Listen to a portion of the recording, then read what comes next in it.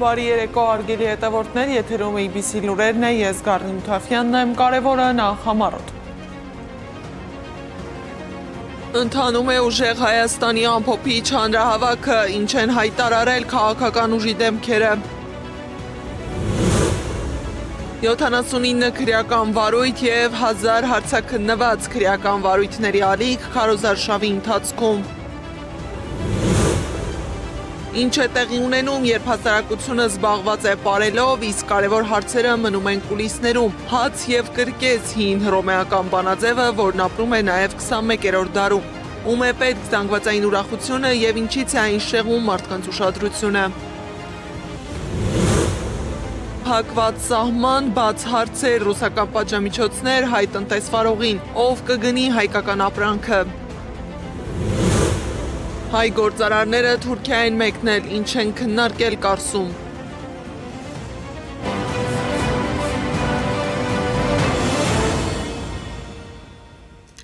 Հանրապետության հրապարակում ընթանում է ուժեղ Հայաստանի նախընտրական քարոզարշավի եզրափակիչ հավաքը։ Կուսակցության անդամները և համակիրները երթով շարժվել են Հանրապետության հրապարակ։ Մեր նկարահանող խումբն աշխատում է այնտեղ, միանանք, տեսնենք ինչ է կատարվում։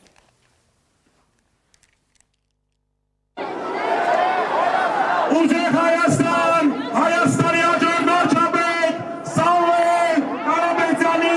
առաջնորդությամբ, Սամվել վարչապետ, Սամվել վարչապետ։ Սիրելի ընկերներ, հստակ եմ տեղյակ եք, որ մեր թիմը նախաձեռնել է Հայաստանում հակասապահովյան օրենքի ընդունումը։ Հիմա Հանրապետության հրապարակում տեղադրված է օրենքը, որ մոտենալով որին կարող եք ստորագրել և ձեր ներդրումը ունենալ հակասապահովյան օրենքի ընդունմանը։ Հայաստանում 300,000 ադրբեջանցիներ չեն լինելու։ Մենք դա թույլ չենք տալու։ Սամվել Կարապետյանը դա թույլ չի տալու։ Հայաստանը դա թույլ չի տալու։ Սիրելի ընկերներ, այս իշխանությունները պայքարում են և կալանավորում են բոլոր այն գործիչներին, բոլոր այն անձանց, որոնք պայքարում են 300,000 ադրբեջանցիների բնակեցման գաղափարի հետ։ Այդպիսի գործիչ էր նաև լեգենդար հետախույզ Արտուր Ավանեսյանը, կանգնածը, որը որ այսօր պետք է լիներ այստեղ, մեր և ձեր կողքին։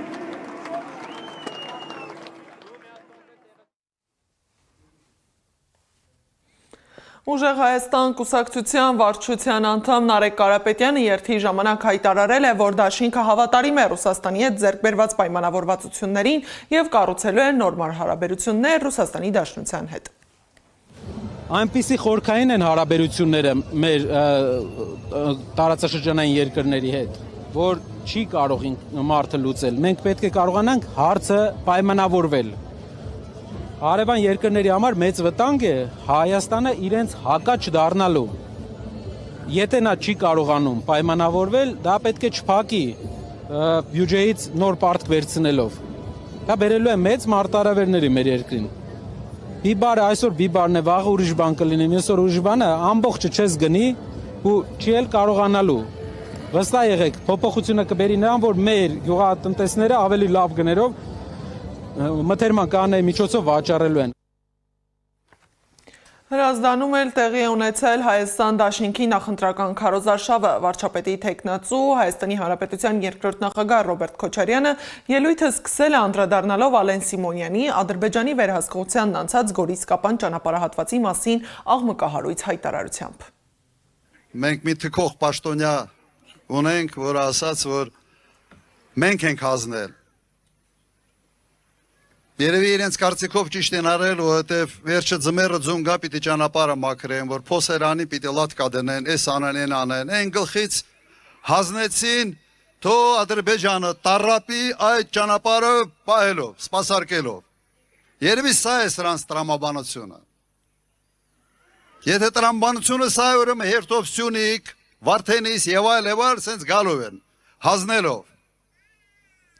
Որովհետեւ այդ շնորհքը իրենք չունեն հող պահելու, երկիր պահելու եւ պաշտպանելու։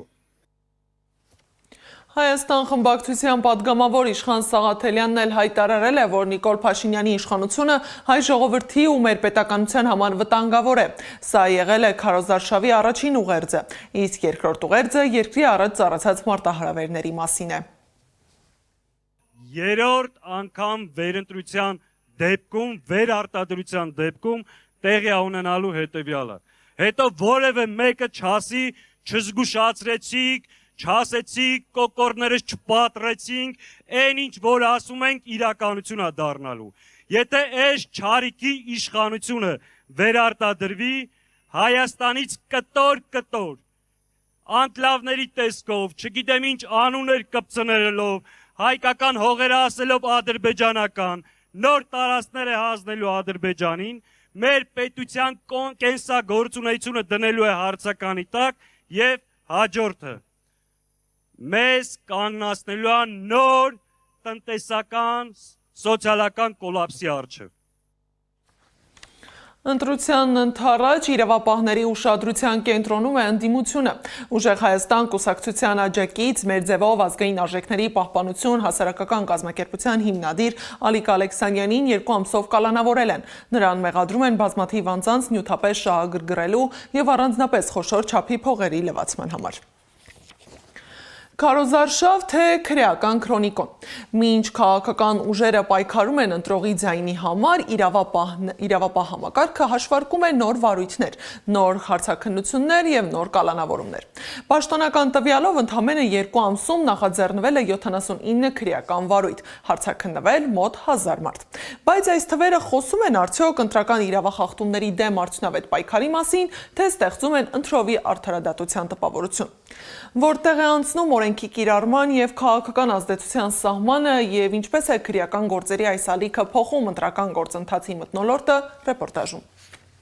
Հայաստանում ընտրական գործընթացի ֆոնին իրավապահ համակարգն ակտիվ է աշխատում։ Քննչական կոմիտեի տվյալներով միայն ապրիլ-մայիս ամիսներին նախաձեռնվել է 79 քրեական վարույթ կապված ընտրական գործընթացի ենթադրյալ խախտումների հետ, որոնց շրջանակում 38 անձի նկատմամբ հարուցվել է քրեական հետապնդում։ 15 անձի նկատմամբ կիրառվել է կալանք, մյուսների նկատմամբ տարբեր խափանման միջոցներ։ Քննչական կոմիտեի հաղորդմամբ վարույթները վերաբերում են ընտրական իրավունքի խոչընդոտմանը, քարոզչության ընթացքում ենթադրյալ խախտումներին, հավաքների կազմակերպման եւ մասնակցության հետ կապված դեպքերին։ Ընդհանուր առմամբ, ըստ պաշտոնական տվյալների, կատարվել են լայնածավալ քննչական գործողություններ, հարցաքննվել է մոտ 1000 անձ։ Միևնույն ժամանակ, օրինակ ուժեղ Հայաստան կուսակցության падգամավորի թեկնածու Արամ Վարդևանյանը դիմել էր գլխավոր դատախազություն, պահանջելով ուսումնասիրել Նիկոլ Փաշինյանի քարոզարշավային հայտարարությունները, դրանք գնահատելով որպես հնարավոր քրեական օրենսգրքի խախտումներ։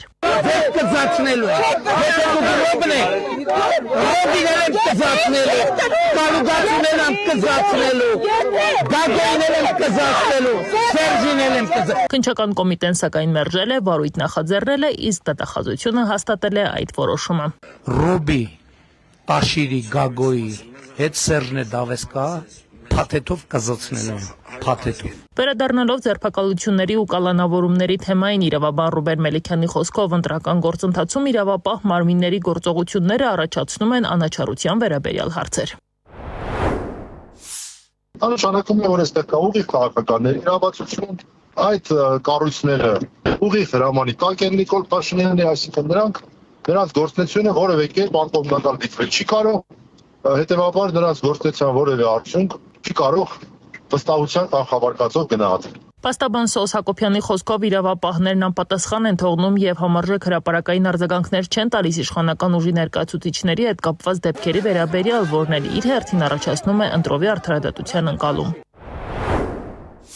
Իրապա մարմինները ակնհայտորեն գործում են ընդդիմադիր ուժերի թիրախավորմամբ, չկա որևէ տվյալ, որևէ ստուգում, որևէ հայտարարություն իշխանության ուժի կատարած ինչ-որ կասկածելի դեպքերի մասին։ Փաստաբանի գնահատմամբ իրավապահների վարքագիծը խուզարկություններից մինչև քարոզչական շտաբների աշխատանքի խաթարում ազդում է քաղաքական գործընթացների վրա։ հրապարակումներ էլ կան, որ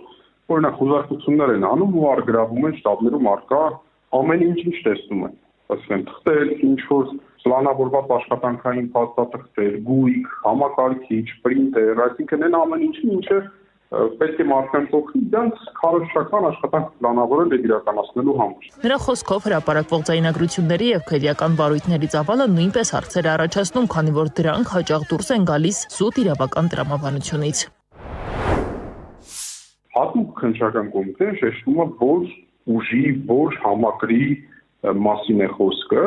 որով նույնպես ստեղծում է վախի մթնոլորտ տվյալ ուժի համակիչների, աշխատողների, քարոզիչների մոտ։ Անդրադառնալով Մասիսում տեղի ունեցած միջադեպին, փաստաբանը նշում է, որ իրավապահների արձագանքի տարբերությունը եւս խնդիր է։ Եթե նմանատիպ միջադեպում ներգրավված լինեին ընդդիմադիր ուժերի ներկայացուցիչներ, ապա իրավապահների արձագանքը նրա խոսքով կլիներ շատ ավելի արագ եւ կոշտ, ներառելով օպերատիվ գործողություններ, խուզարկություններ եւ հնարավոր ձերբակալություններ։ Սակայն տվյալ դեպքում արձագանքը գրեթե բացակայում է կամ չի արտահայտվում նույն արագությամբ ու ծավալով։ Միաժամանակ քննչական կոմիտեն հայտարարում է, որ ընտրական գործընթացի վերաբերյալ արձանագրված բոլոր դեպքերով նախաձեռնվել են քրեական վարույթներ եւ իրականացվում են նախաքննական գործողություններ։ Փաստաբանները նշում են, որ թեև իրավապահ մարմինները գործառութային առումով արձագանքում են ստացված հաղորդումներին, սակայն հանրային ընկալման մակարդակում շարունակում են մնալ հարցեր կապված արձագանքների համաչափության եւ տարբեր դեպքերի նկատմամբ կիրառվող մոտեցումների տեսանելիության հետ։ Սակայն այս ամենի զուգահեռ իրականությունում խնջույքներ են, փառատոններ ու միջոցառումներ։ Երբ հասարակությունն սկսում է շատ հարցեր տալ, իշխանությունները սովորաբար երկու ճանապարհ ունեն։ Պատասխանել այդ հարցերին կամ այնպես անել, որ մարդիկ մոռանան դրանց մասին։ Այս պատմությունը նոր չէ։ Ավելի քան 2000 տարի առաջ Հռոմում դրա համար հորինել էին պարզ բանաձև՝ հաց եւ կրկես։ Այսօր իհարկե գլադիատորներ չկան, փոխարենը կան անվճար հյուրասիրություններ, փառատոններ, համերգներ, պարեր, ուղիղ եթերներ ու անվերջ շոուներ։ Աղմուկն այնքան շատ է, որ երբեմն դժվար է լսել ամենակարևոր հարցերը։ Իսկ երբ երկիրը ապրում է պատերազմի, կորուստների, անվտանգության եւ սոցիալական խնդիրների հետևանքներով, առաջանում է մի պարզ հարց. մենք իսկապես ուրախանում ենք, թե պարզապես փորձում ենք չմտածել։ Թեման ուսումնասիրել է Անի Աբաղյանը։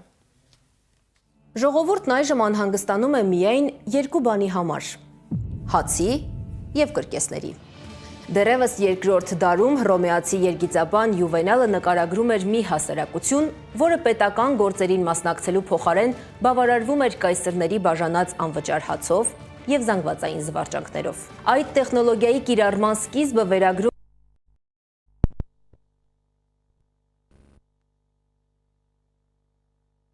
պետական հացահատիկը հասանելի դարձրեց ցածր գնով, գրեթե անվճար։ Կայսրը կերակրողն էր, ժողովրդի այսպես կոչված հայրը։ Քաղաքացիներն ուտում էին անվճար հացը, կշտանում ու հասկանում, դրանից հետո ճիշտ է, սովից աչքերի առաջ չի սևանում, բայց մեծ հաշվով ոչինչ չի փոխվում, ոչ իրենց կյանքում, ոչ կայսրության ներսում։ Բայց կերակրող հայրը, կայսրը դրա մասին էր մտածել։ Նրանք մարդկանց կյանքը վերածեցին ներկայացումների, խաղերի ու խրախճանքների։ Կենտրոնում գլադիատորական խաղերն էին, մահվան ու մարտի տեսարաններ, որոնք անցկացվում էին հիմնականում Կոլիզեյում։ Մեկ այլ խոշոր հարթակ էր Հռոմի մեծ կրկեսը, որտեղ անցկացվում էին կարգերի մրցումներ, հազարավոր, երբեմն տասնյակ հազարավոր հանդիսատեսների մասնակցությամբ։ Այսպես, կրկեսը վերածվեց ոչ միայն զվարճանքի, այլ նաև քաղաքական գործիքի, ամբոխի էներգիան ուղղորդելու, սոցիալական լարվածությունը թուլացնելու եւ հանրային ուշադրությունը վերահսկելու, անցանկալի հարցերից շեղելու համար։ Ձեր մտքով էլ անցավ այն, ինչի՞մ։ Բայց մինչ այս մոդելը չի սահմանափակվել հին Հռոմում։ Դարերի ընթացքում գլադիատորներին, ձիակառքերին ժամանակակից միջոցներ են փոխարինել։ Գանք մեր օրեր նացիստական Գերմանիա, 78-ի Խուան Պերոն ենք հիշում, հա, 36 թվական օլիմպիական խաղեր Մյունխենում։ Հիտլերը պարզապես դա ֆանտաստիկ ձևով վերածեց հետագայում հասարակական մոբիլիզացիան բարձր մակարդակի վրա։ ամրապնդելուն, ինչու որովհետև այդտեղ SS-ը հիմնականում զբաղվում էր մարդկանց ահաբեկելով, որպեսզի կարողանան մրցակից մարզիկներին այսպես ասած չթողել մոտենալ հաղթանակին, որպեսզի ամենամեծ քանակի ոսկե մեդալները Գերմանիան կարողանա ձեռք բերել եւ դա փորձեն կապիտալիզացնել։ Ստալինից հետո Խրուշչովյան տները ինչպես են հայտնվում, հենց այդ հացև կրկեսի շրջանակում։ Այդ ստալինյան ժամանակահատվածում ժողովրդին պետք էր պարզապես տալ այն խայծը, որ անվճար բնակարաններ ենք տալիս ձեզ։ Այդ մոտեցման ամենահաճախ հիշվող օրինակներից մեկը Սիլվիո Բերլուսկոնիի քաղաքական ձեռագիրն է։ Նա այն գործիչներից էր, ով քաղաքականությունը տեղափոխեց մեդիա դաշտ, հեռուստատեսային ձևաչափերին մոտեցնելով հանրային հաղորդակցությունը, որտեղ կերպարը շատ հաճախ ավելի կարևոր էր, քան բովանդակությունը։ Սաուդյան Արաբիան վերցրեք մեկ այլ օրինակ 2010 թվականից Սաուդյան Արաբիան համերգներ, ֆուտբոլի խաղեր, ամեն տեսակ շոուներ օգտագործում է, որպեսզի ժողովրդին շեղի այդ խնդիրներից։ Հաց եւ կրկես հռոմեական տեխնոլոգիայի գիտակներից է Թուրքիայի նախագահը։ Էրդողանն այնպիսի ծրագրերի մասին է խոսել, որոնք քաղաքական հաջողության տեսանելիությունն են ապահովել։ Անընդհատ խոսել է կամուրջների, օդանավակայանների, ավտոմայրուղիների, քաղաքային նոր կենտրոնների կառուցման մասին։ Միաժամանակ զանգվածային հանրահավաքներն ու պետական մակարդակի մեծ միջոցառումներ էր կազմակերպում, որտեղ իր փառքի ու մեծության մասին էին խոսելու։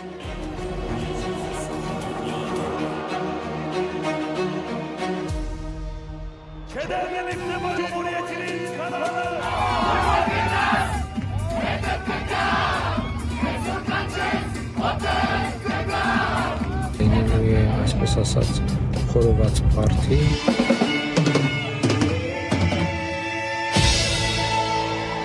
Այս կազմակերպված աղմուկի մեջ է ապրում մեր հասարակությունը։ Ինչու՞։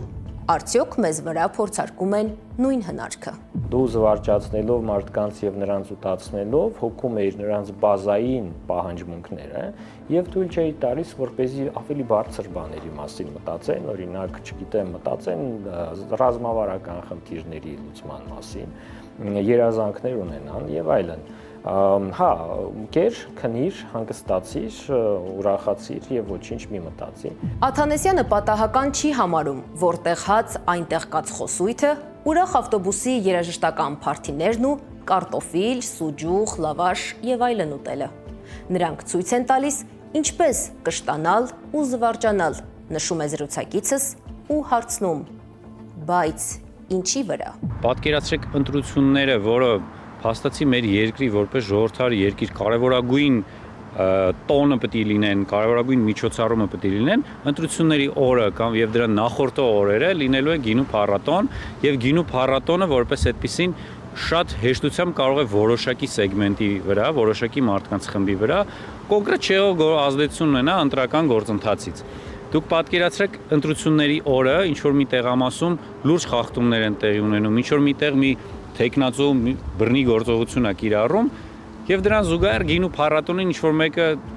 ինչ որ սկանդալային բան է անում։ Պարզ է որ ավելի այսպես սկանդալային, ավելի առօրյա, ավելի ինչ որ կենցաղային թեմաները ավելի հետաքրքիր են մարդկանց, իսկ դե հիմա մի ինտրատեղամասում մի խախտում ա եղել մարդկանց միգուցե շատ չհետաքրքրի։ Շեղել են, շեղում են եւ ուզում են շեղել հասարակության ուշադրությունը կարևոր հարցերից։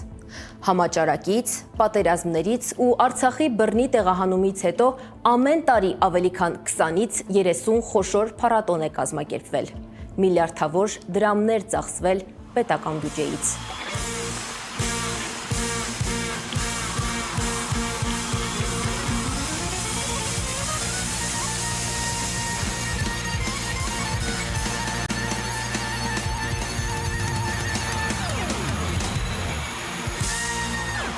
Ինչ է, ուրախանալ չի կարելի, հարցրինք սոցիոլոգին։ Այո, զվարճանալը պետք է, գինին լավ է, գարեջուրը նույնպես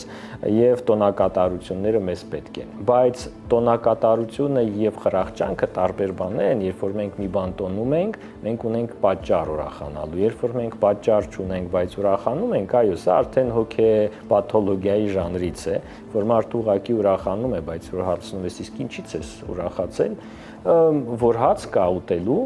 Այս ժամանակները ինձ թվում է արդեն անցել են։ Մենք ունենք հաց ուտելու եւ գինին շատ է եւ փառք Աստծո որ կա, բայց որոնք են մեր հաղթանակները։ Ինչին ենք հասել վերջին օրինակ 10-ամյակում։ Իսկ գինարբուքին հաճախ խումհարն է հաջորդում։ Առաջանում է ոչ միայն ֆիզիկական տհաճություն,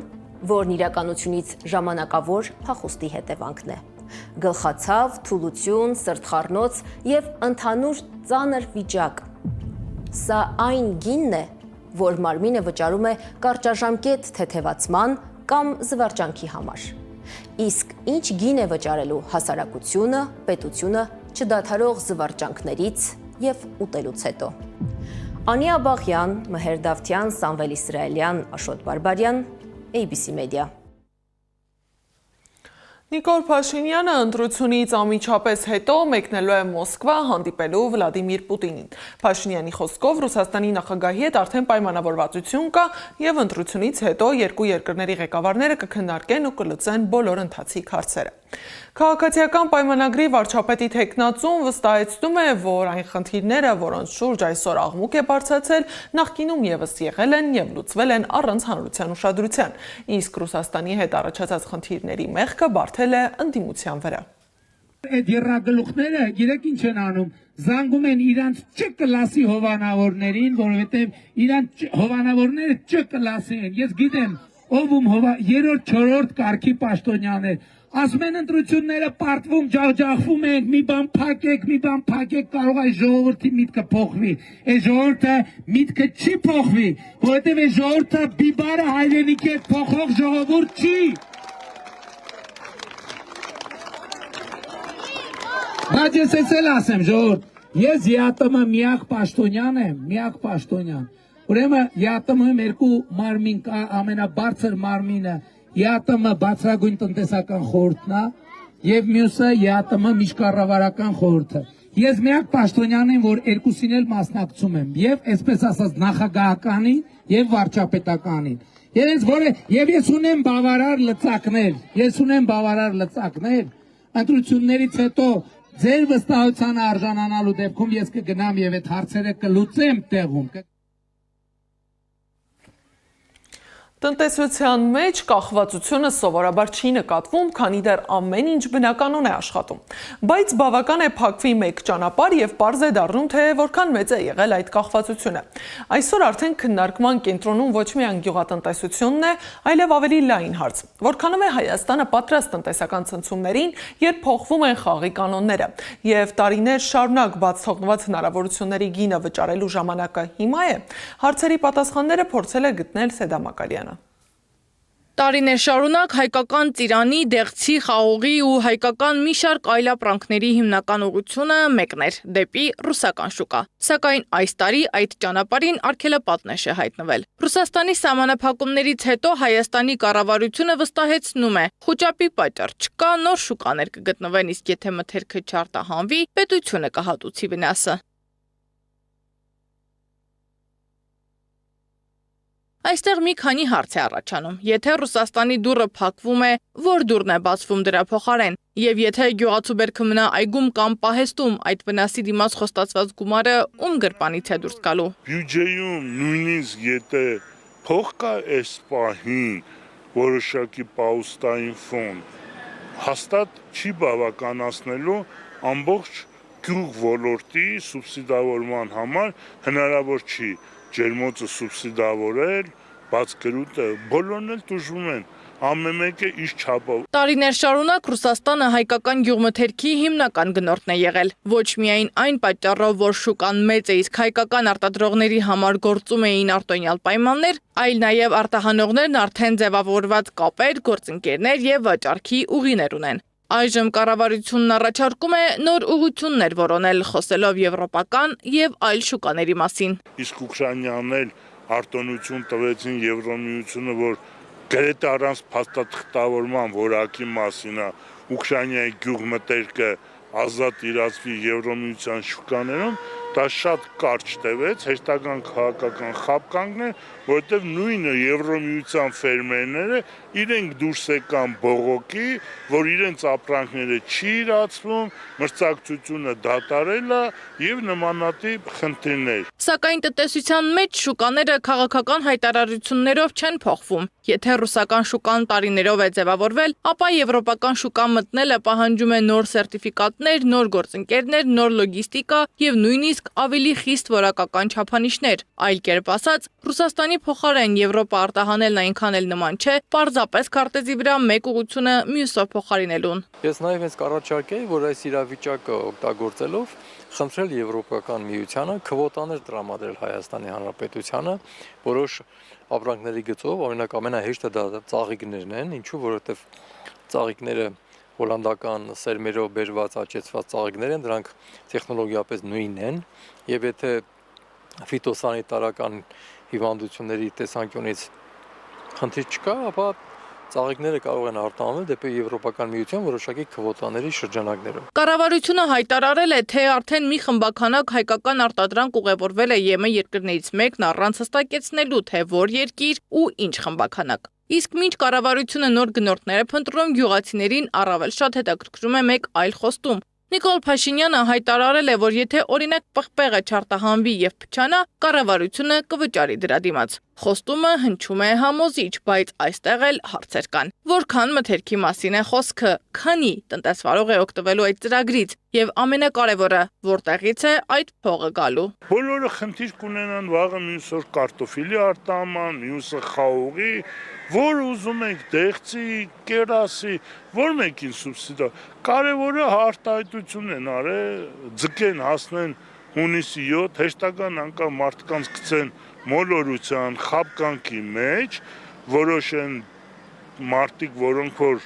ծանոթ հետևանել ներողություն այդ կանել չգիտեն, հետո հետևանքներ ինչա լինելու, հունիսի 7-ին խոստացել են, հոչի երթվեցին։ Հայկական ապրանքի ԵՄ շուկա մուտքի մասին խոսակցությունների հետ հավասար առաջանում են մի շարք անպատասխան հարցեր։ ԵՄ շուկան հայկական ապրանքի պահանջարկ ունի, իսկ հայ արտահանողը կկարողանա ապահովել եվրոպական չափանիշներ կամ ինչպես են լուծվելու լոգիստիկ խնդիրները։ Եվ եթե հայկական ապրանքները այդ ստանդարտներին բավարարեն,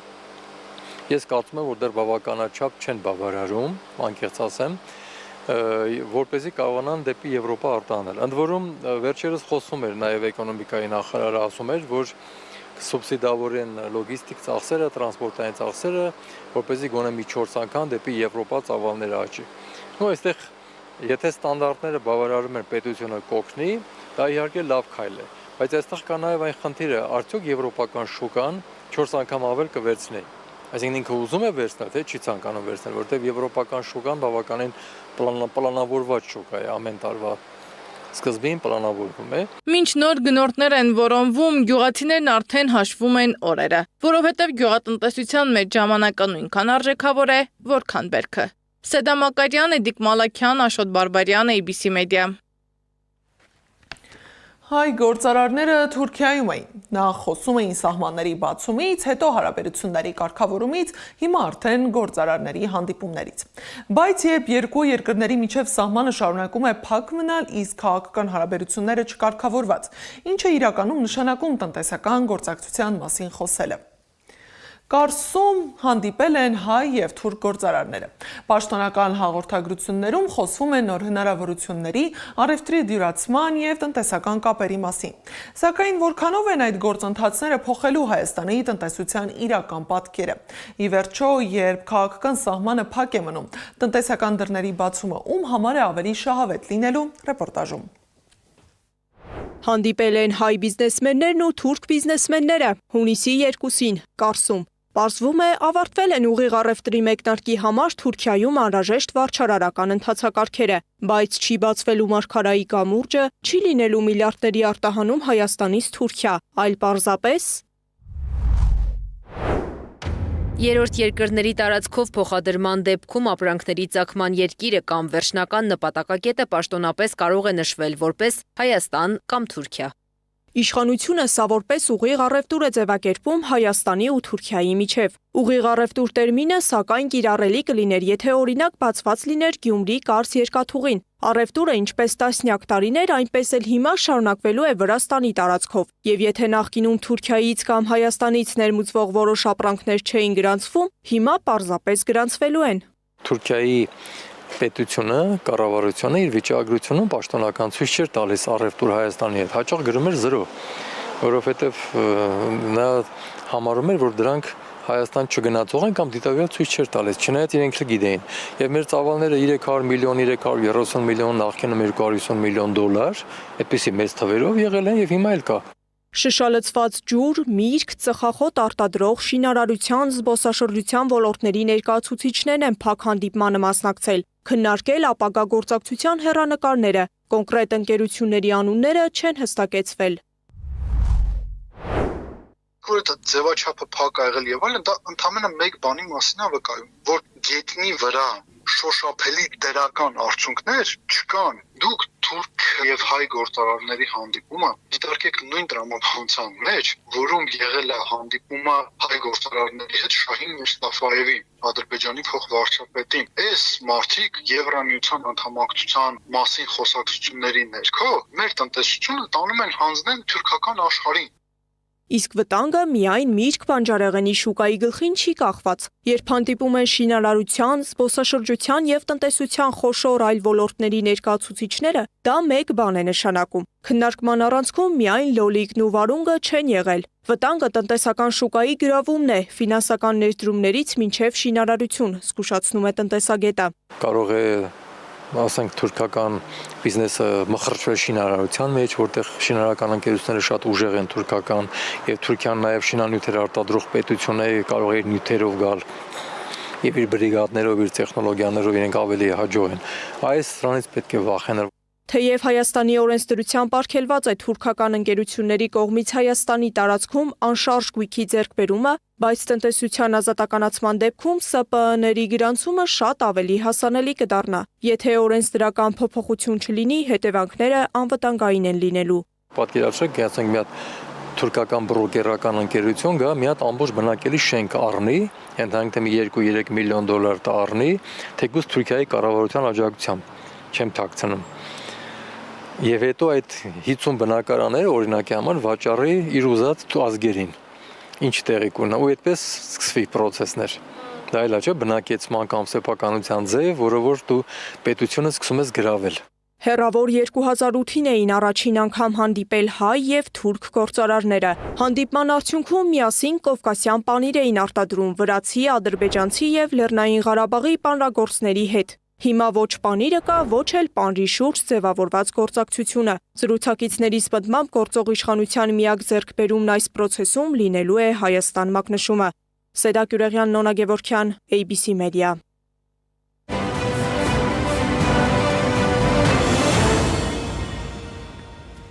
ԱՄՆ պետքարտուղար Մարկո Ռուբիոն կոնգրեսում լսումների ժամանակ հայտարարել է, որ 2026 թվականը կարող է լավ լուրեր բերել Ռուսաստանի եւ Ուկրաինայի միջև պատերազմի ավարտի վերաբերյալ։ Նա նշել է, որ համաձայնագրի կնքումը ներկայումս քիչ հավանական է, քանի որ երկու կողմերն էլ, մասնավորապես Ռուսաստանը, հրաժարվում են զիջումների գնալ։ Ռուբիոն ընդգծել է, որ Միացյալ Նահանգները պատրաստ են նշանակալի դեր ստանձնել խաղաղության հասնելու գործում։ Ուկրաինայի նախագահ Վլադիմիր Զելենսկին պատրաստակամություն է հայտնել բանակցելու Վլադիմիր Պուտինի հետ, այլ ոչ թե սպասել, որ ԱՄՆ-ն վերջ դնի աշխարհի բոլոր հակամարտություններին եւ անդրադառնա ռուս-ուկրաինական պատերազմին։ Նա հավելել է, որ Կիևը շատ երկար ժամանակ սպասում է ԱՄՆ բանակցային թիմի այցին, ընդգծելով, որ համարում է Վաշինգտոնն ամենաուժեղ կողմը, որը կարող է համոզել Պուտինին դադարեցնել պատերազմը։ Իրանը հարվածել է Քուվեյթի միջազգային օդանավակայանին։ Օդանավակայանը դադարեցրել է գործունեությունը ուղևորային տերմինալի վրա Իրանի հարձակումներից հետո։ Քուվեյթի իշխանության տվյալով կան տուժածներ։ Անօդաչուների եւ հրթիռների հարձակումների ֆոնին Քուվեյթի արտաքին գործերի նախարարությունը կանչել է Իրանի գործերի ժամանակավոր հավատարմատարին եւ երկու դիվանագետների հայտարարել անցանկալի անձ։ Այս ժամի համար նախատեսել էինք այսքանը, շարունակեք հետևել մեզ սոցիալական բոլոր հարթակներում, ABC լուրերը եթերում կլինի վաղը ժամը 9-ին, կհանդիպենք, շնորհակալություն ուշադրության համար, բարի գիշեր։